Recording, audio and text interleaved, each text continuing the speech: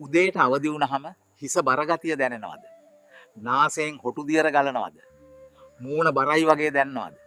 එහෙනම් ඔයත් පීනස් රෝගයෙන් පීඩා විඳින කෙනෙක්. ඉතින් අපි අද බලමු මේ පීනස් රෝගයෙන් පීඩා විඳින කෙනෙක්ට ගෙදරදිම හදාගෙන භාවිත කරන්න පුළුවන් සරල බෙහෙතක්.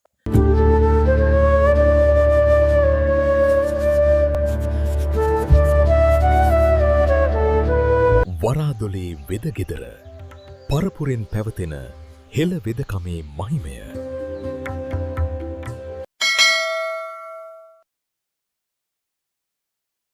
මේකට අවශ්‍ය වෙනවා ගොටුකොළ සහ මුලින්ම කලන් 6ක්, රතුළුණු කලන් 2ක්, ඉඟුරු පියලි කලන් 2ක්, තිප්පිලි කලන් 2ක් බැගින් අරගෙන වතුර පත 8ක් දාලා එක පතකට හිඳ ගන්න.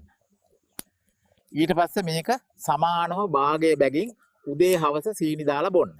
දින 6ක් පමණ මේක බොන්න. ඊට අමතරව ගන්න සෑම ආහාර වේලක් සමගම අමු රතුළුණු ගෙඩි 2-3ක් කඩමත් පීනස් රෝගීන්ට වඩාත්ම සුදුසුයි. පහළ තියෙන subscribe button එක එබුවොත් අපේ වෙදගෙදර සමාජිකයෙක් වෙන්න පුළුවන්.